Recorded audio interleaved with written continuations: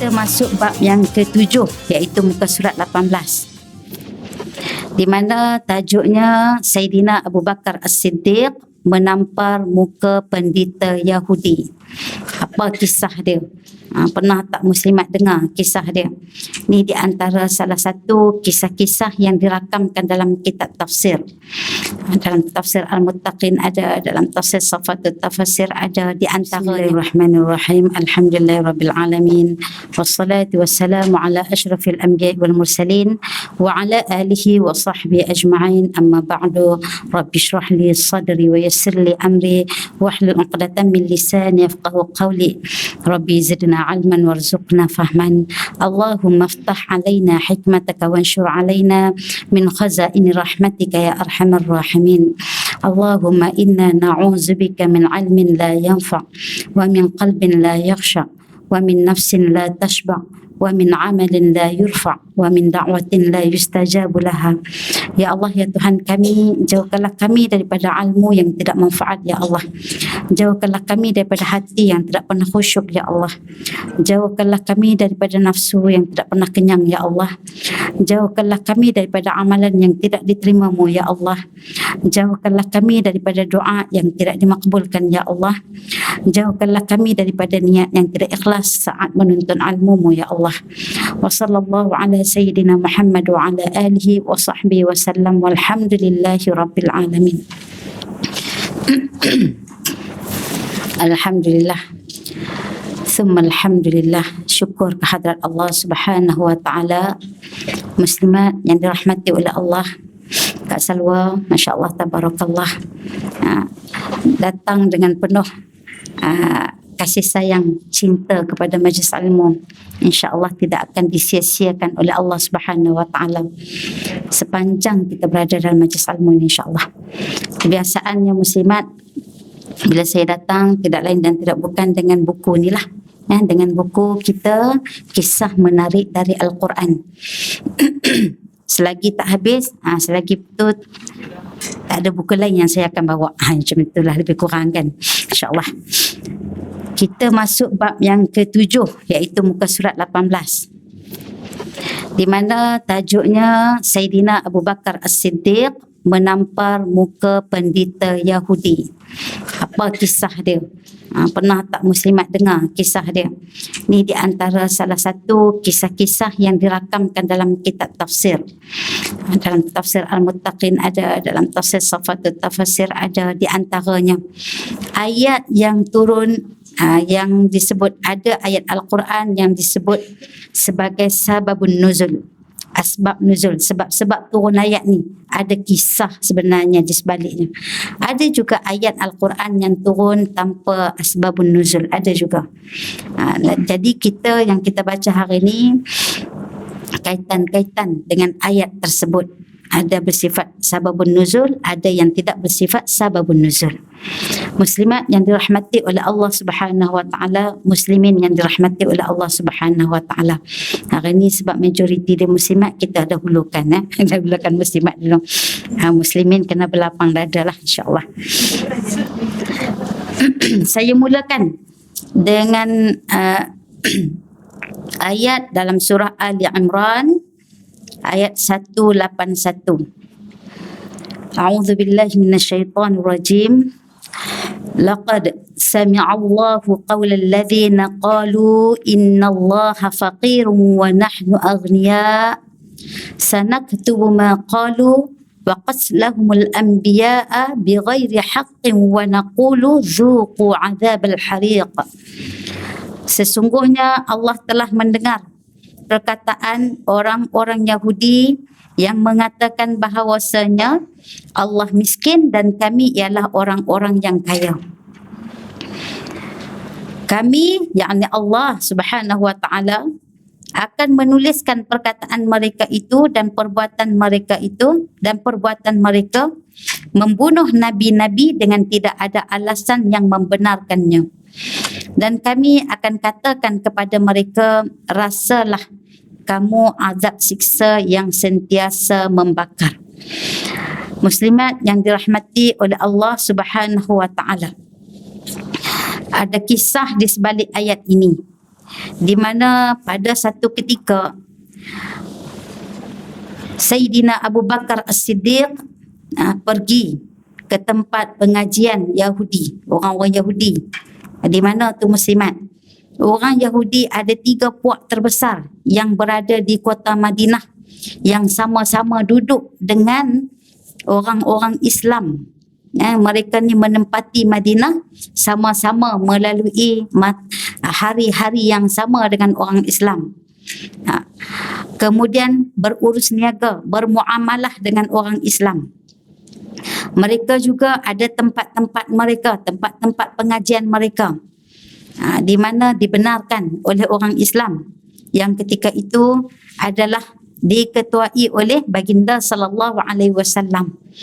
Mereka hidup rukun dalam piagam Madinah. Masuk piagam Madinah ni perjanjian-perjanjian penempatan penduduk-penduduk yang ada di dalam kota Madinah, di pinggir Madinah ataupun di pinggir-pinggir luar Madinah ataupun penempatan-penempatan Madinah. Jadi pada satu hari Sayyidina Abu Bakar As-Siddiq pergi ke salah satu tempat orang-orang Yahudi, pengajian mereka lah, tempat mereka mengaji, namanya Baitul Midras. Baitul Midras. Setibanya sampai Sayyidina Abu Bakar As-Siddiq di sana, maka ketika itu Sayyidina Abu Bakar As-Siddiq mendapati kaum Yahudi mereka ni sedang berkumpul mengelilingi, ataupun kita kata kalau orang Kedah sebut lengkong. Lengkong tu maksudnya dia buat bulatan. Ada seorang tok guru dia, anak murid tadi tu akan buat bulatan. Seorang cendekiawan dan pendeta mereka yang bernama Finhash. Sebab tu orang Yahudi ni mereka memang digelar sebagai cendekiawan, orang-orang yang pintar. Tetapi mereka ini pintar, ada ilmu, mengetahui. Sebab apa? Orang Yahudi kalau dalam Al-Quran, kisah paling terbanyak dalam surah Al-Baqarah, bermula daripada ayat 40 sampai ayat 142. Kisah mereka cukup banyak dan digelar, ada disebut sebagai, kalau kita jumpa alladzina hadu, mereka tu orang Madinah, orang-orang yang orang-orang Yahudi, mereka itu yang diberi hidayah oleh Allah tetapi tak nak ikut. Macam tu. Kemudian ataupun disebut sebagai Bani Israel, ataupun disebut sebagai Ahlu Kitab. Mereka ini adalah orang-orang Yahudi yang memang mereka adalah orang yang berilmu. Itu sebab disebut allazina hadu, yang diberi hidayah, yang tahu kebenaran keesaan Allah, tahu, tetapi mereka tidak ikut. Sebab tu dalam ayat Al-Quran dalam surah Al-Fatihah kita minta Allah Ta'ala jauhkan kita daripada mereka. Alladhi ihdinas siratal mustaqim siratal ladzina an'amta alaihim ghairil maghdub. Kita minta Allah Ta'ala golongkan kita, tunjukkan kita, beri petunjuk kepada kita seperti mana Allah Ta'ala beri petunjuk kepada orang-orang yang Allah Ta'ala beri nikmat kepada mereka. Siapa mereka itu? Para Nabi, Siddiqin, Awliya, Salafus Salih, semualah orang-orang yang diberi kenikmatan oleh Allah. Ghairil maghdub, iaitu mereka adalah orang-orang yang Allah Ta'ala murka kepada mereka. Sebab Allah Ta'ala murka? Sebab mereka ni tahu, ada ilmu, tinggi ilmu, mengetahui keesaan Allah Subhanahu Wa Ta'ala, namun mereka syirik kepada Allah. Bahkan mereka membunuh para nabi mereka. Mereka adalah golongan yang disebut sebagai golongan yang paling degil. Yang degil, kalau orang Kedah kata lagi dahsyat, ketegang. Dahsyat. Ain dia tu ketegang. Kalau nakal tu biasa-biasa je. Nakal tu sikit-sikit je. Nakal lah kamu ni sikit je tu. Tapi kalau sebut degil, ketegang, mangkang, habis. Memang dahsyat dia punya perangai. Apa saja yang Allah Ta'ala sebut orang Yahudi dalam Al-Quran, sama macam orang Yahudi di luar. Tak ada perbezaan. Itulah sikap mereka. Allahu Akbar. Masya Allah, tabarakallah. Mereka tahu tetapi mereka ingkar. Dalam satu ayat disebut sami'tu, kami mendengar, sami'na wa asaina. Kami dengar tapi kami maksiat. Tak ada keinginan untuk mendengar lalu diambil pengajaran dan taat, tak ada. Berbeza dengan orang Islam. Orang Islam dia dengar dan dia taat. Dia tak pertikai dah.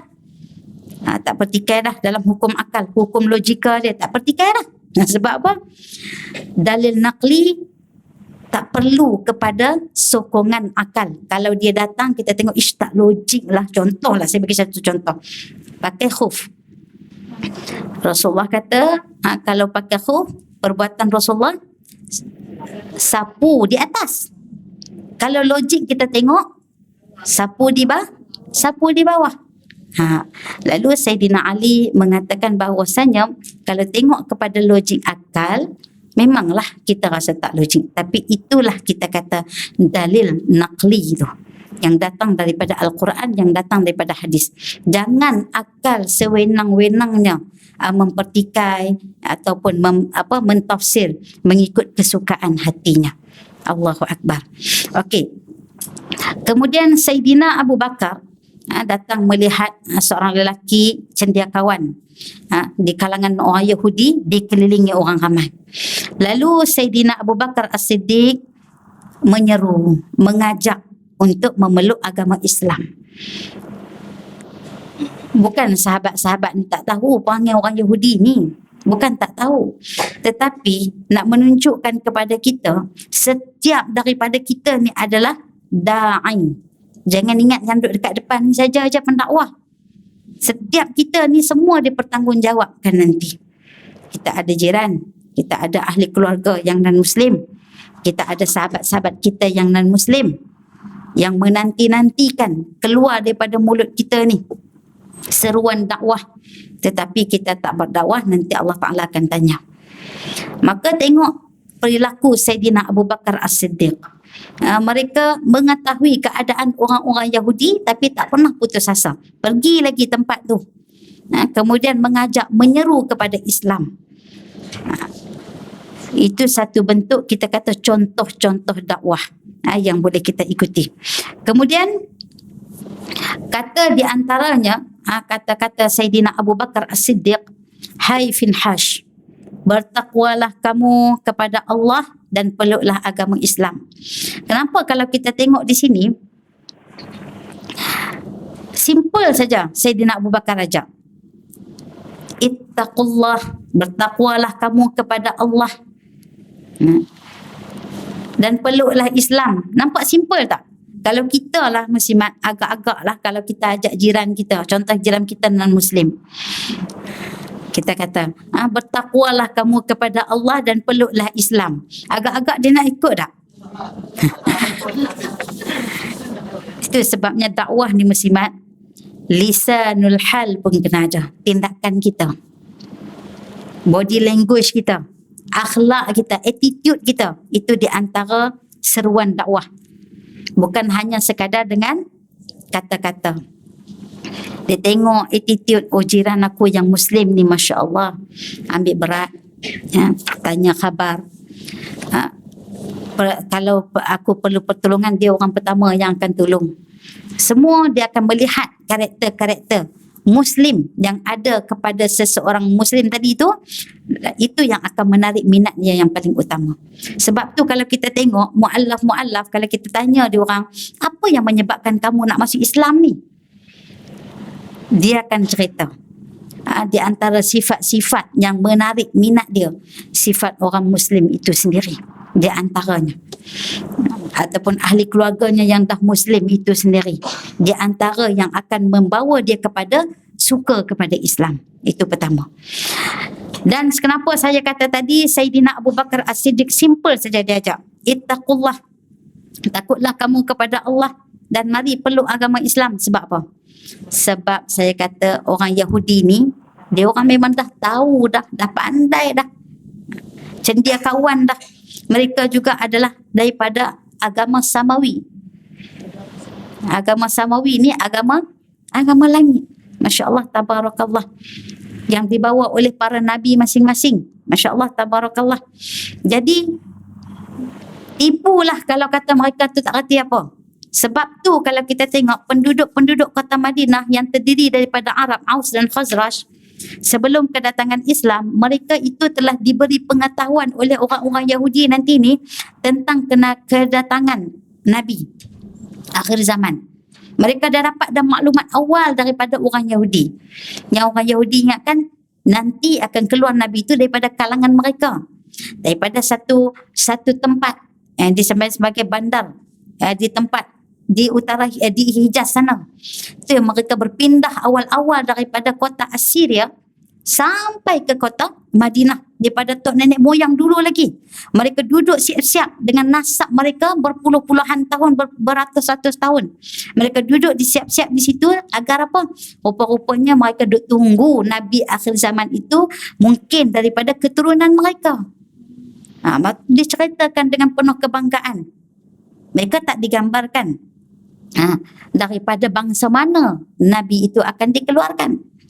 Maka mereka sibuklah cerita dengan orang Arab dengan harapan Nabi itu adalah daripada mereka.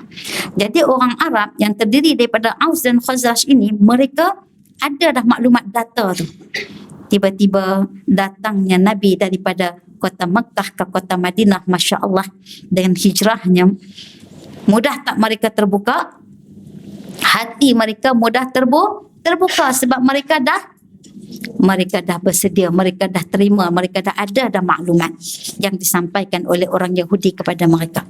Kenapa kita nak kata orang Yahudi itu sebenarnya mereka jahil? Mereka tak jahil. Mereka mengetahui itu sebab Allah Ta'ala mengebuk kepada mereka. Allah Ta'ala marah sungguh. Sebab apa? Mereka tahu tetapi mereka tak nak terima. Itu sebab Sayyidina Abu Bakar sebut simple saja. Tak perlu nak cerita panjang-panjang. Islam ni sekian. Tak perlu nak memahamkan macam mana kita nak fahamkan non-Muslim yang daripada Buddha, non-Muslim daripada Hindu, non-Muslim daripada yang sekian-sekian lah. Tak perlu nak fahamkan sampai macam tu sekali. Sebab apa? Mereka ini adalah golongan yang betul-betul faham tentang baginda sallallahu alaihi wasallam. Kita tengok pada rangkap yang bawah. Kata Sayyidina Abu Bakar As-Siddiq, hai Finhash, bertakwalah kamu kepada Allah dan peluklah agama Allah. Demi Allah, engkau telah mengetahui bahawa Muhammad itu adalah utusan Allah yang membawa kebenaran. Sampai macam tu sekali Sayyidina Abu Bakar bersumpah, demi Allah, sebenarnya kamu semua ni telah mengetahui bahawasanya Nabi Muhammad itu adalah utusan Allah. Muhammadur Rasulullah. Bukan tak tahu, cuma buat-buat tak tahu saja. Kan kita ni bukan ada yang tahu, semua tahu tapi ada buat-buat tak tahu. Sebab apa? Adalah dia punya niat-niat dia yang tertentu. Allahu Akbar. Maka perkara ini sudah pun kamu temui dan tertulis dalam kitab Taurat dan Injil. Kata Sayyidina Abu Bakar, dia nak suruh flashback balik. Dalam kitab Taurat kamu ada, dalam kitab Injil kamu ada, takkanlah tak tahu. Macam tu, takkanlah buat-buat tak tahu. Semua tu dah tertulis, maksud kata aku tak perlu cakap panjang dah. Aku tak perlu berdakwah berjela-jela, kamu dah tahu sebenarnya. Masya Allah, telah tertulis dalam kitab Injil. Muslimat, kalau kita tengok ayat Al-Quran tadi ni, dalam surah 181, dalam surah Ali Imran tadi ni,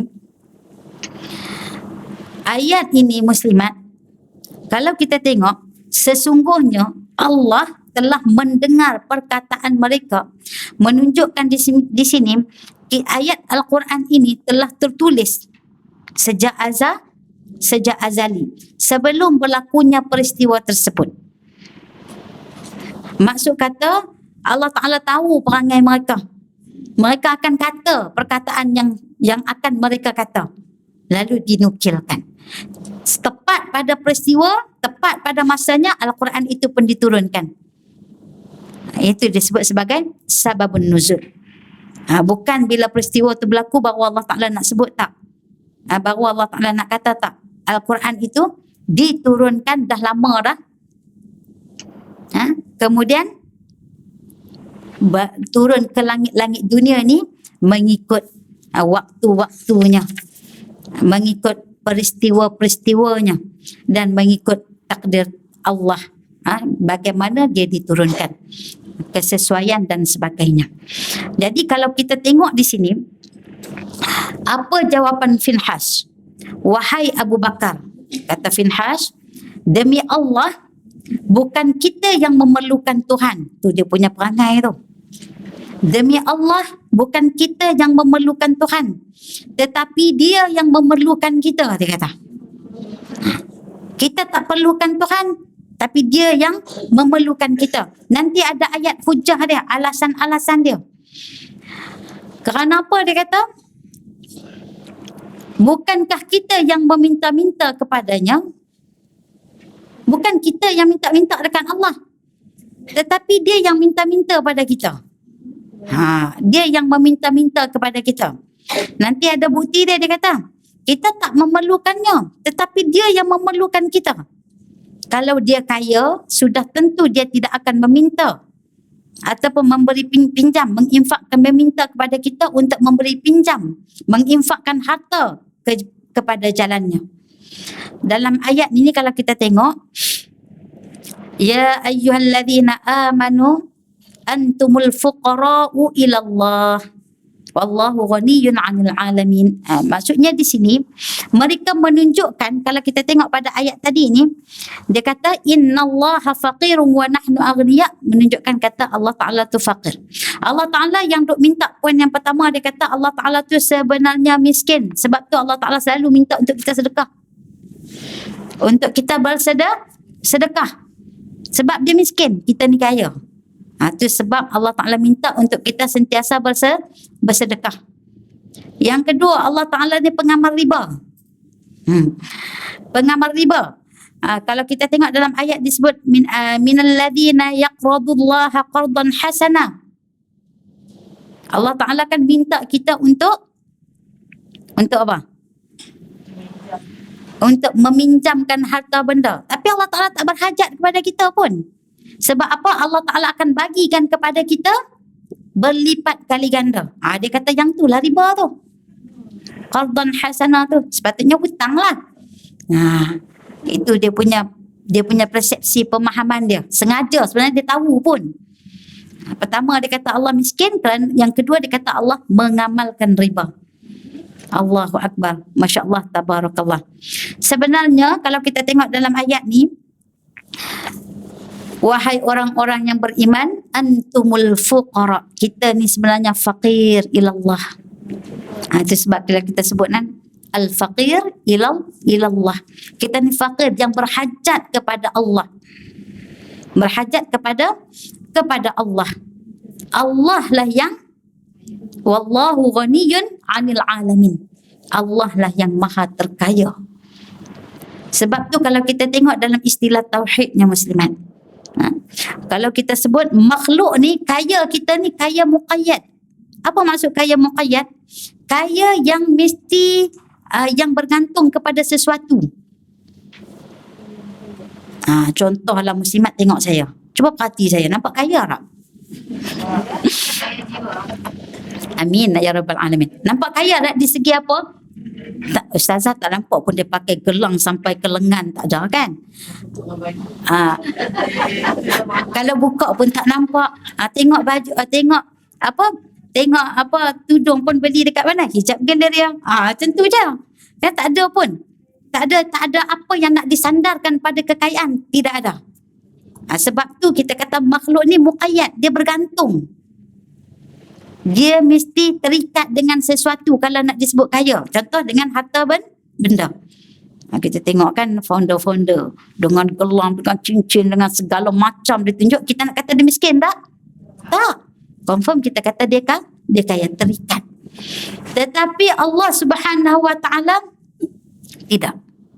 Allah Ta'ala, kayanya Allah, ghaniyun tu ataupun kita sebut dalam istilah tauhid istighna. Kaya Allah tu mutlak, tidak terikat pada mana-mana, pada sesuatu benda.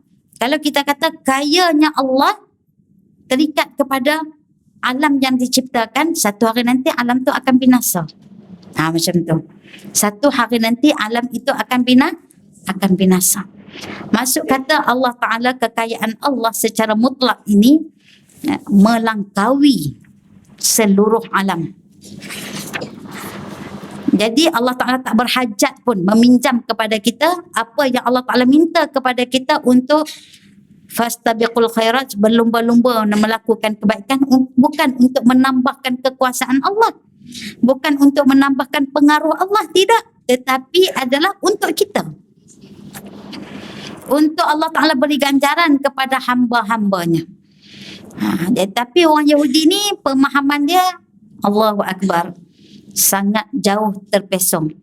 Bukan tak tahu tapi sengaja. Dia kata Allah Ta'ala minta dekat kita macam-macam, suruh kita sedekah lah di jalan Allah lah, nak minta duit dekat kita lah. Tu dia dah pengamal riba, miskin pula. Maksud kata Allah tu hajat, buat apa aku nak masuk Islam? Sampai macam tu sekali.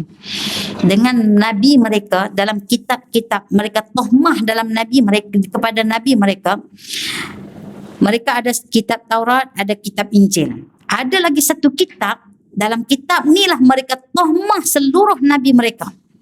Menghina seluruh Nabi mereka dalam kitab Talmud.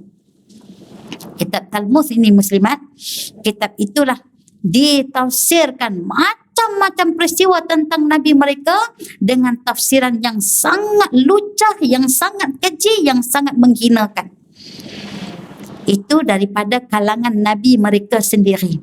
Apatah lagi kalau baginda sallallahu alaihi wasallam. Inilah dia perangai orang-orang Yahudi. Apa yang disebut dalam Al-Quran sebiji sama di luar. Orang Islam lain pula muslimat. Apa yang dicerita dalam Al-Quran lain, apa yang di luar lain. Kalau sebut Islam orang mukmin dalam Quran, Masya Allah, tabarakallah. Tapi kalau kita tengok di luar, macam-macam gambaran yang wujud. Sampai orang pun confused. Orang non-Muslim pun confused. Ni ke yang Islam? Perasan tak? Ni ke yang Islam bawa? Ini ke yang Islam suruh buat? Aku nak masuk Islam apa? Dia semua pun free hair. Aku kalau masuk lebih kurang macam dia, tak ayam, tak apa. Kan? Nampak begitu. Masya Allah, tabarakallah. Maka kata Finhash, wahai Abu Bakar, demi Allah, bukan kita yang memerlukan Tuhan, tetapi dia yang memerlukan kita. Bukan kita yang meminta-minta kepadanya, tetapi dia yang meminta-minta kepada kita. Kita tidak memerlukannya, tetapi dia memerlukan kita. Kalau dia kaya, sudah tentu dia tak meminta-minta kepada kita. Kemudian, ataupun dia memberi pinjam, menginfakkan harta pada jalannya, dan jika dia kaya, tentu dia tidak akan buat begini. Maksud kata, dia tak perlukan kita lah nak suruh infak-infak dekat dia. Dia akan buat sendiri dia. Itu perangai orang Yahudi. Maka bila Sayyidina Abu Bakar As-Siddiq mendengar kata-kata biadab tadi ni daripada Finhas, cendekiawan daripada kalangan Yahudi, Sayyidina Abu Bakar terkenal dengan sifat apa muslimat? Kalau Sayyidina Umar, ya, Iblis pun takut. Terserempak dekat jalan, lari Iblis. Sayyidina Umar terkenal dengan sifat yang lemah lembut. Cara orang Arab lah muslimat. Jangan ada terbayang lemah lembut cara orang Melayu. Cara orang Arab. Masya Allah, tabarakallah. Sayyidina Abu Bakar, kalau saya rasa kalau Sayyidina Umar, hilang dah kepala Finhas tadi ni. Ni Sayyidina Abu Bakar As-Siddiq rasa sangat marah apabila Allah dipermain-mainkan. Allahu Akbar. Lalu dia bangun, dia pun bagi penampar Arab sedah. Itu kata penampar Arab tu. Dia dengan pukulan yang sangat keras, bukan biasa-biasa punya pukulan. Keras sungguh. Kemudian dia pun berkata, demi Allah, jika tidak kerana perjanjian antara kami dan kamu sekalian, perjanjian apa tu muslimat? Piagam Madinah.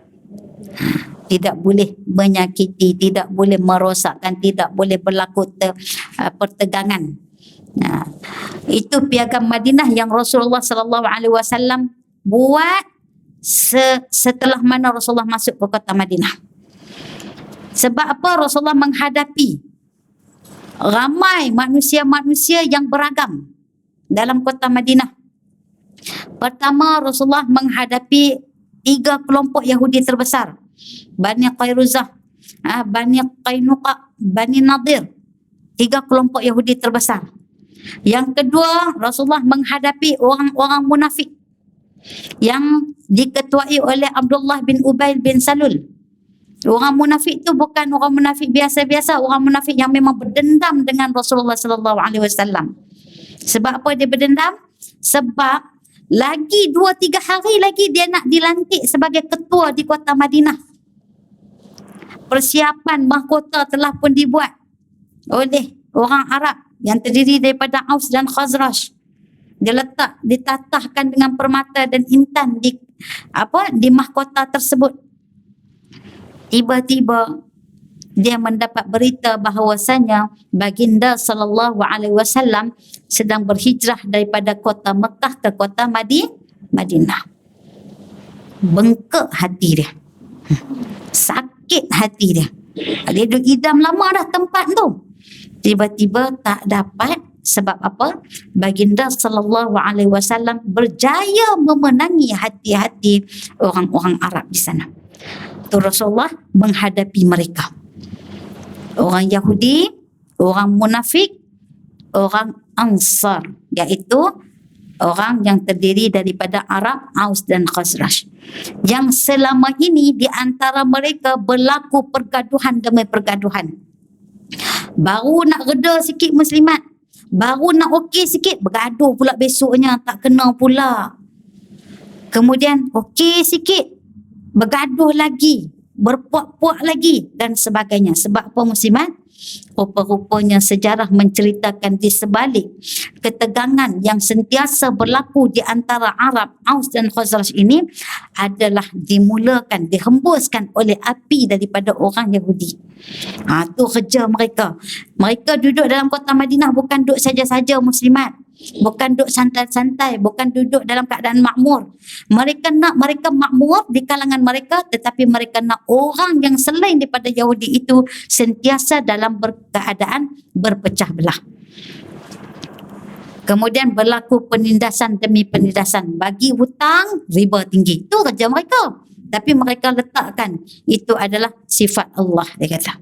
Allahu Akbar, Masya Allah. Hati mereka penuh dengan kesakitan. Sakit, dengki, marah, cemburu, semua dah. Dendam, kesumat kepada para Nabi. Allahu Akbar. Itu perangai orang-orang Yahudi yang memang sukar disita. Jadi Rasulullah SAW menghadapi 3 keadaan ini. 3 keadaan yang bukan mudah untuk ditanggani, betul tak? Yahudi, cara Yahudinya. Munafik, cara munafiknya. Orang Islam yang baru masuk Islam daripada Aus dan Khazraj, iaitu orang-orang Ansar yang nak dipersaudarakan dengan orang Muhajirin, itu pun dengan caranya. Allahu Akbar, Masya Allah, tabarakallah.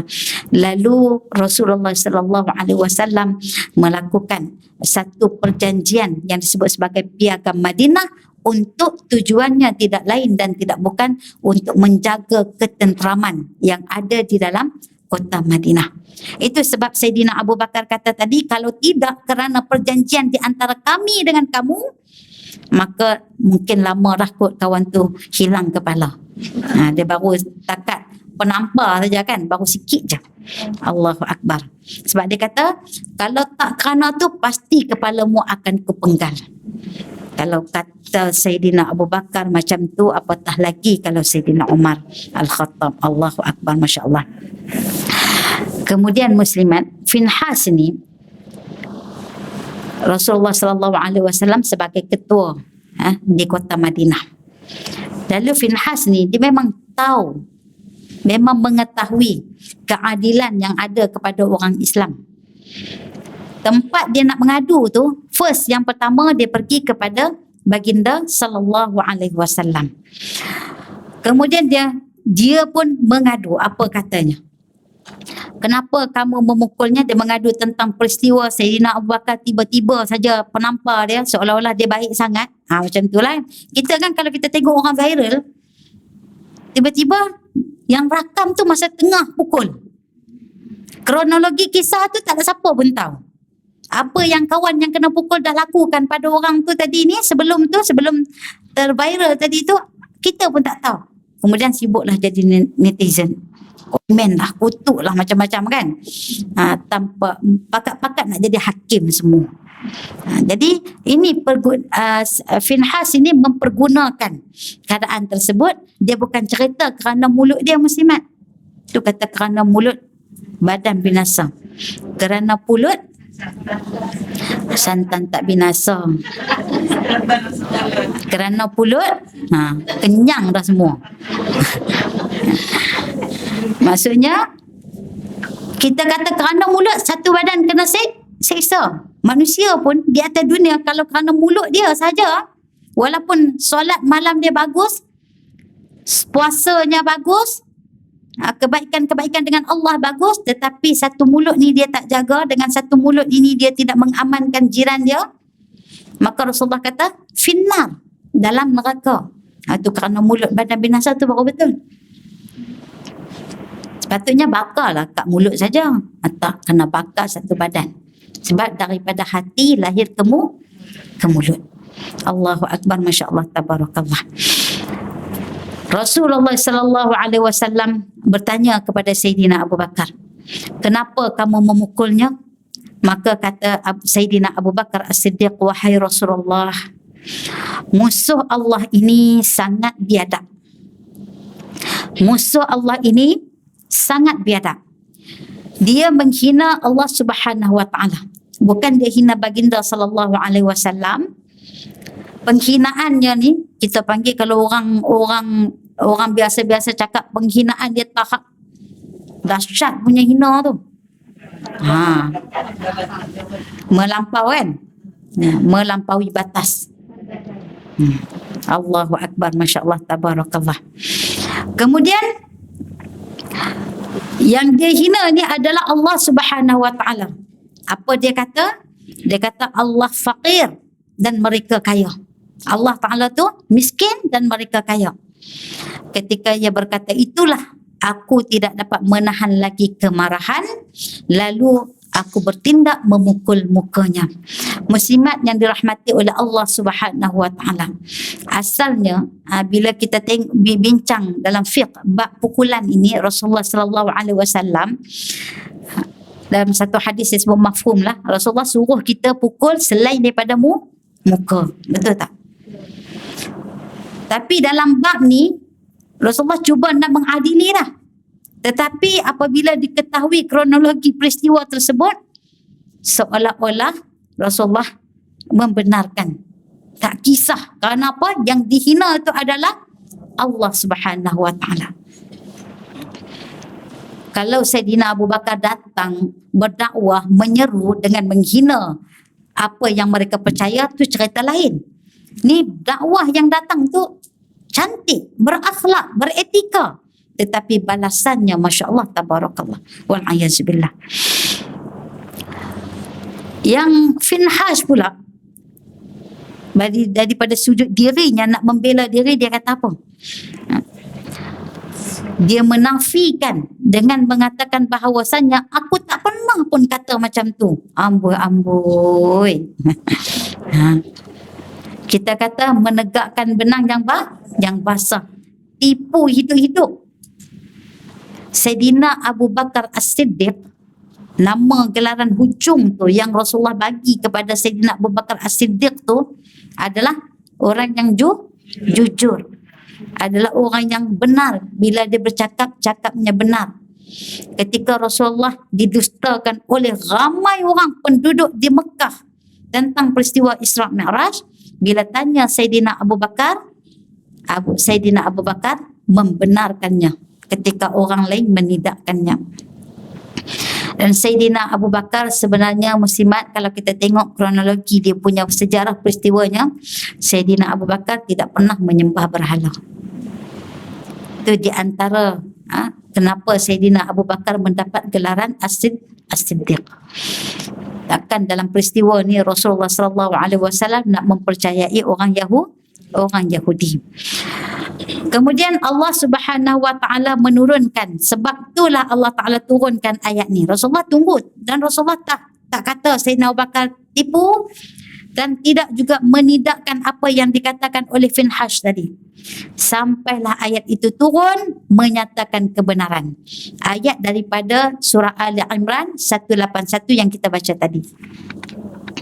Di mana ayat ini menerangkan bagaimana perangai, sikap, etika orang-orang Yahudi kepada Allah Subhanahu Wa Taala.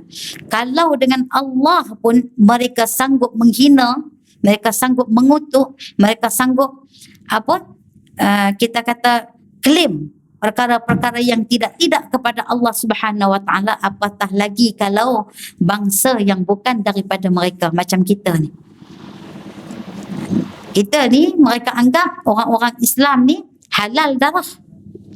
Itu sebab bila berlaku pembunuhan, berlaku pencerobohan di Palestin, bagi mereka itu satu perkara yang patut, yang mesti. Walaupun mereka adalah daripada golongan pendatang pada asalnya.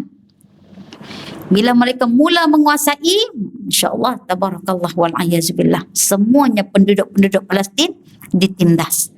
Allahu Akbar. Itu sikap mereka yang kita umat Islam pada akhir zaman ini sangat kena berhati-hati dengan tindakan mereka. Okey, kemudian bila turun saja ayat ini, maka Rasulullah sallallahu alaihi wasallam mendapat keputusannya daripada Allah Subhanahu Wa Taala bahwasanya yang salah itu adalah daripada pihak Finhash, iaitu orang golongan-golongan Yahudi. Dalam peristiwa-peristiwa yang lain banyak mereka cuba membunuh baginda sallallahu alaihi wasallam. Begitu yang terjadi kepada Bani Qainuqa yang dihalau oleh Rasulullah sallallahu alaihi wasallam. Bani Quraizah yang mereka melakukan pengkhianatan dalam peperangan Khandaq. Bani Qainuqa mereka melakukan pengkhianatan ketika sebelum peperangan Badar. Bani Nadir mereka cuba melakukan pembunuhan kepada Rasulullah sallallahu alaihi wasallam. Mereka jemput Rasulullah mai di rumah mereka. Mereka upah salah seorang daripada kalangan mereka duduk dekat atas tadi ni untuk buang batu yang besar supaya bila Rasulullah keluar, batu tadi ni akan mengenai baginda sallallahu alaihi wasallam. Turun wahyu daripada Allah mengenai, diilhamkan kepada Rasulullah sallallahu alaihi wasallam tentang perangai Bani Nadir, lalu mereka dihalau. Bani Qainuqa mereka melakukan pelecehan kepada muslimah yang ada pada zaman Nabi sallallahu alaihi wasallam. Bayangkan muslimah berada di pasar Yahudi. Masa tu orang Yahudi mereka menguasai pasar-pasar, perniagaan demi perniagaan. Seorang muslimah yang datang ke pasar Yahudi dalam pakaian menutup aurat dengan sempurna. Tiba-tiba wanita tadi ni nak beli tak cukup duit. Lalu direntak tudungnya oleh salah seorang daripada orang yang berniaga di situ. Bila dilihat oleh orang Islam, seorang pemuda Islam, apa tindakannya? Dia pun bergaduh dengan orang yang meruntuhkan maruah wanita tadi sehingga menampakkan auratnya. Kemudian datanglah pemuda-pemuda Arab sana, lalu mereka membunuh kedua-dua lelaki yang cuba untuk menelanjangkan perempuan tadi itu dan menjatuhkan maruahnya. Nampak tak? Kalau hari ni tak perlu macam tu, dia buka sendiri. Tak payah dia suruh orang-orang perempuan-perempuan Islam yang kurang imannya, tak perlu disuruh lagi. Dalam satu peristiwa yang sangat tak patut, kita kata, saya tengok dalam TikTok lah ni, muslimat kena buka juga TikTok ni sebab nak kena cek juga. Satu peristiwa di mana yang terbarulah berlaku di Afghanistan. 2 orang anak gadis yang pakai pakaian menutup aurat dan burqanya sekali. Bila sedang melakukan pembelian, tak cukup duit. Tak cukup duit, kemudian orang kedai itu kata apa? Boleh je dengan syarat, boleh je aku nak belanja semua barang yang kamu nak beli itu dengan syarat kamu buka burqa kamu. Bila wanita ni buka, sebab tak dapat duit, dapat free, lalu dia pun buka. Kedua-duanya adik dan kakak buka. Bila buka, dirakam, kemudian disebar. Di sana satu benda yang cukup aib. Bila sampai ke pengetahuan bapaknya, maka si bapak tadi tak fikir panjang, lalu dibunuh kedua-dua anaknya. Allahu akbar wal'iyazbillah. Kemudian orang ramai yang ada di situ serbu ke kedai tersebut, lalu dibunuh tukang kedai dan dibakar. Satu, kita kata Islam bukan sampai macam tu muslimat. Pembelaan Islam ada caranya. Aib, keaiban keluarga dan sebagainya semua ada. Semua ada dalam penelitian pendetilan. Yang mana Islam ini perkara pertama yang dijaga adalah nyawa. Nyawa, harta benda. Kemudian maruah. Kemudian keperluan-keperluan yang lain, hajat-hajat yang lain. Allahu akbar, masya-Allah, tabarakallah. Syukur kita kepada Allah Subhanahu wa taala kerana Allah taala hidupkan kita sebagai orang Islam, kemudian Allah taala letakkan kita dalam suasana sekarang ini dalam bumi yang aman, insya-Allah. Akhir kalam, muslimat, wabillahi taufiq wal hidayah. Wassalamualaikum warahmatullahi wabarakatuh. Muslimat, jika ada persoalan boleh muslimat utarakan sedikit lagi kat Sarawak. Kot ada muslimat yang nak bertanya dan sebagainya, dipersilakan.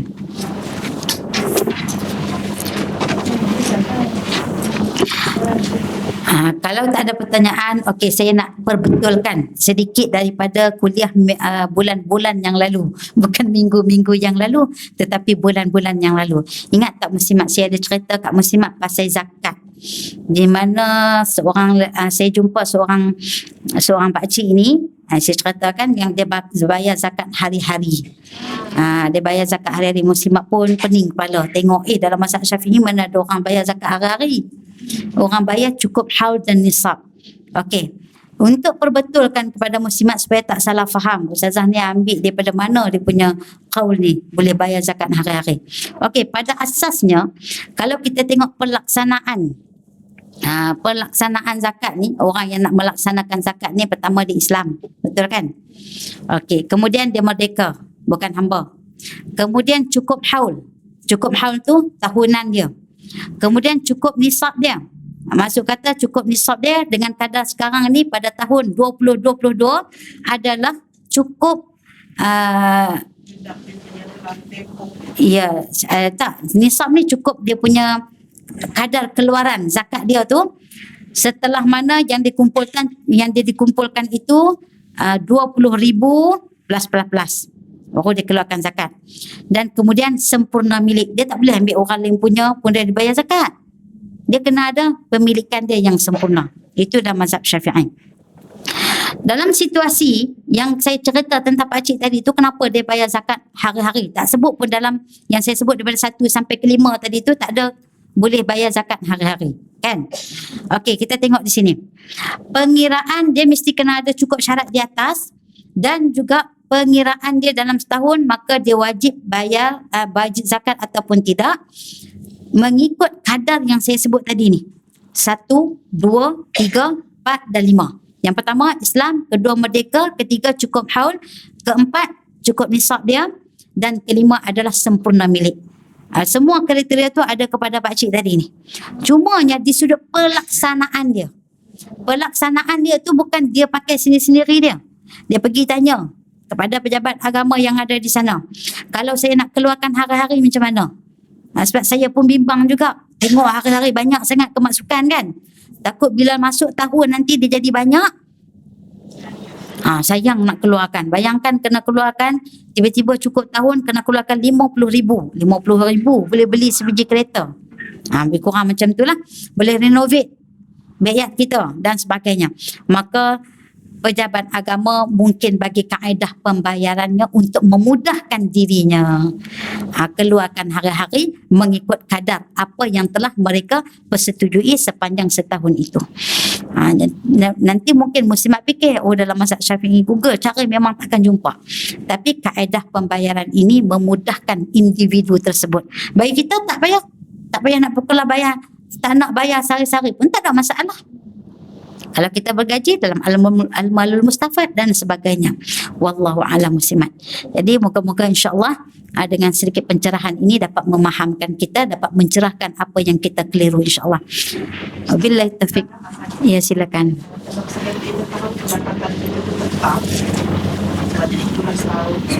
Boleh pakai kaedah yang tadi hari-hari.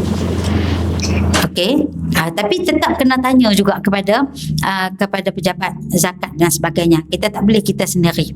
Bila kita dah tanya, dia akan bagi kira-kira kepada kita, okey, barulah kita keluarkan. Kalau orang tu dia sebulan-sebulan dia dapat kan? Sebab pendapatan tetapnya setiap bulan begini-begini, dia termasuk dalam golongan al-malul mustafad, iaitu kita kata orang yang bergaji lah kan. Itu dia termasuk dalam golongan tersebut, insya-Allah. Okey, wallahu alam. Bismillahirrahmanirrahim. Subhanakallahumma wa bihamdika asyhadu an la ilaha illa anta astaghfiruka wa atubu ilaik. Bismillahirrahmanirrahim. Wal 'asr innal insana lafi khusr illa alladhina amanu wa 'amilus solihat wa tawassaw bil haqq wa tawassaw bis sabr. Amin amin ya rabbal alamin. Taqabbalallahu minkum minna wa minkum. Taqabbal ya karim.